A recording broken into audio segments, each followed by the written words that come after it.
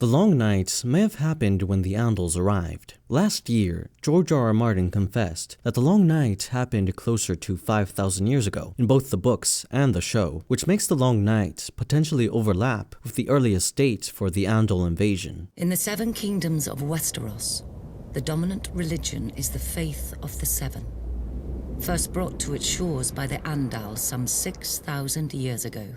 Having Andals in the Long Night would have many implications, but would also solve many mysteries, like what exactly happened when the Pact was broken, why the White Walkers were unleashed, why the last hero couldn't find the children, and what HBO means when they say the Long Night prequel isn't the story we think we know. So let's start with the evidence. In the very first book, Old Nan is telling us the story of the Long Night, which supposedly happened before the Andals arrived, and she reveals that the others hated iron.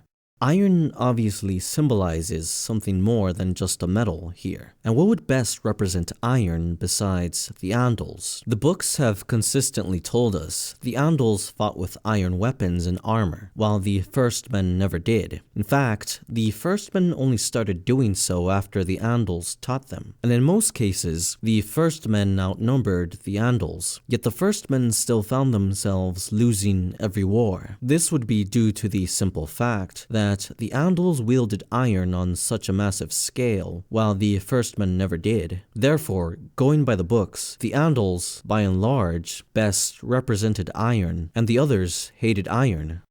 Now, some alternative theories put forth are that some First Men may have used iron farming tools or made iron jewelry. So I guess their implications would be the others hated a couple of farmers, or maybe some jewelers, or both. But I've yet to see how these implications can provide further insight into the story of the Long Night. But the Andals can. The others would have hated the Andals because they killed the children with iron. The children of the forest are all dead. The First Men killed half of them with bronze blades, and the Andals finished the job with iron. Now, this line clearly reinforces the symbolic dichotomy between bronze and iron, between the First Men and the Andals. But the books go even further with the Oath of House Reed, as it places bronze and iron together among ice and fire. So, to deny the simple and symbolic dichotomy of bronze and iron, respective to the First Men and the Andals, is to also deny the symbolic dichotomy of ice and fire, in a book series called A Song of Ice and Fire. Now, bronze and iron together are also mentioned with the crown of the Starks, the Kings of Winter, because that's actually what it's made of. However, since both these metals carry prominent symbolism throughout the books, there has to be symbolism behind this crown, and it could only have begun with the Long Night, since only then did the Starks become Kings of Winter.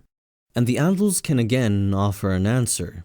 If the Long Night happened when the Andals arrived, the White Walkers would have threatened all humans. So logically, the Andals would have allied with the First Men to survive, for the sake of humanity. In other words, bronze and iron would have fought together in the Long Night, and coincidentally, here is what is said of bronze and iron. Bronze and iron were the metals of winter, dark and strong to fight against the cold. Now, what would best represent the cold here besides the others, the ones who hated iron?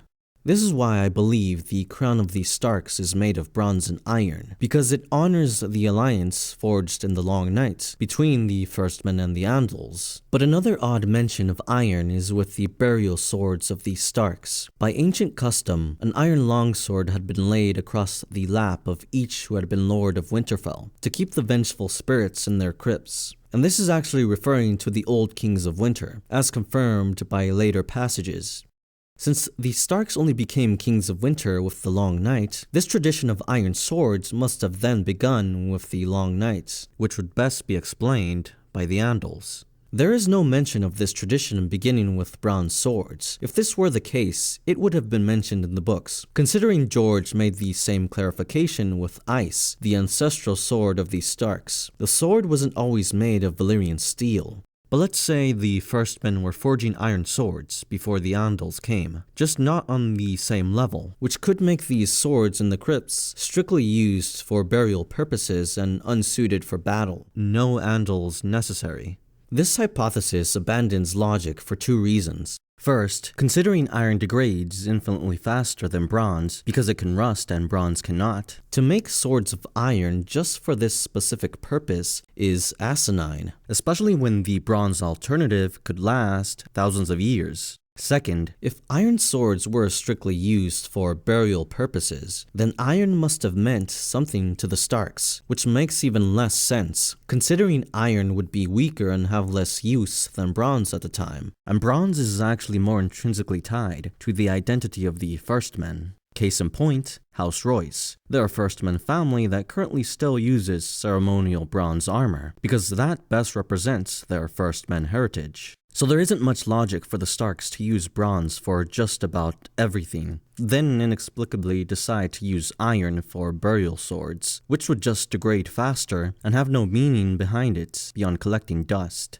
A logical answer is that the Kings of Winter were buried with iron swords because they had sentimental value, and they had sentimental value because that's what they fought with in life. And if that's what they fought with, then proper ironworking had already been brought to Westeros by the end of the Long Night, which can only be explained by the Andals.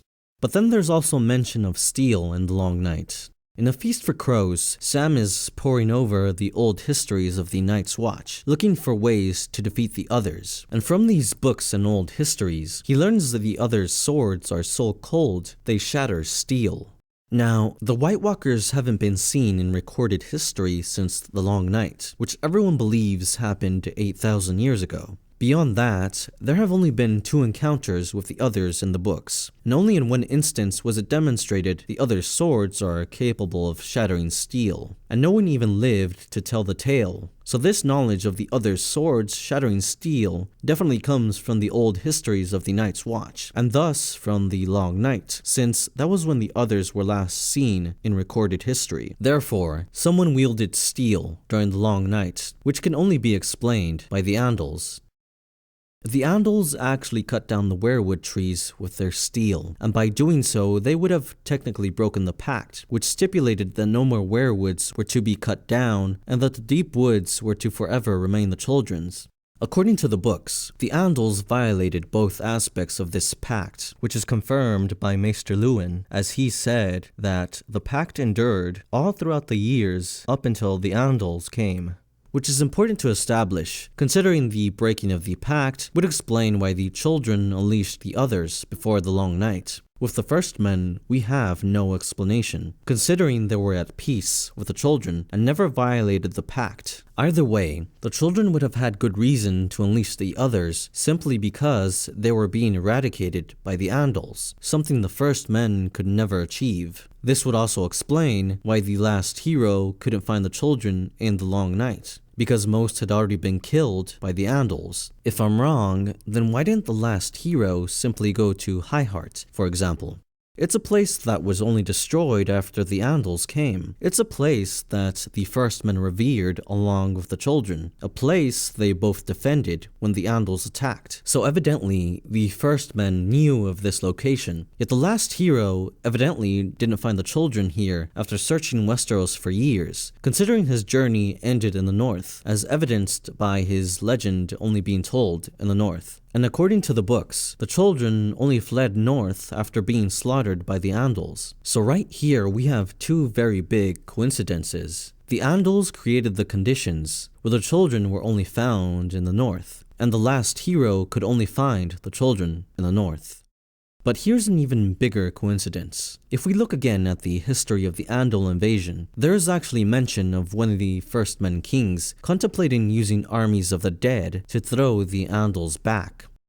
So here George gave us armies of the dead and Andals in the same sentence. This conjures up quite the mental image, so I wonder why he wanted this in our heads. But the same passage also mentions a group of warriors searching out the children of the forest, in the hopes that the Greenseers and their magic could halt the invaders, the Andals. This oddly brings to mind the story of the Long Night, of the last hero and his companions who desperately searched for the children and their ancient magics. So here in one single passage, George gave us the children, their magic, armies of the dead, and Andals. I dare say this passage by itself contains the very recipe for the Long Night in the Andal invasion. But if this really were the case, why doesn't history remember? Probably because the Andals wouldn't want them to, considering the Long Nights would be their fault for breaking the Pact and killing the children. And history was inarguably written by the Andals and their Septons, including the Dawn Age, the Age of Heroes, and the Long Night, as affirmed by Sam himself. The oldest histories we have were written after the Andals came to Westeros. The First Men only left us runes on rocks, so everything we think we know about the Age of Heroes and the Dawn Age and the Long Night comes from accounts set down by Septons thousands of years later. The First Men only had runes on rocks, make no mistake. Whenever the books refer to their writings, they only mean their runes. And speaking of writings, there's actually a very convenient book named True History, which for some reason told everyone the Long Night happened 8,000 years ago. So either this book lied or it was simply mistaken. However, this book also told everyone that the children had abandoned the Riverlands long before the Andals crossed the Narrow Sea, therefore absolving the Andals of most of their crimes against the children, including High Heart. So here with True History, we have a book that gave us a false date for the Long Night, but also a book that tries to cut the Andals some slack. It's safe to say this book has vested interests in both the Andals and the Long Night, which would then prove a concrete example of history being rewritten in the name of the Andals, which just about ties up nearly everything about this theory, for the books at least, because there are some clues in the show, one among them being the fact that the Night King is labeled an Andal in the behind-the-scenes storyboard, which I'll cover in a separate video.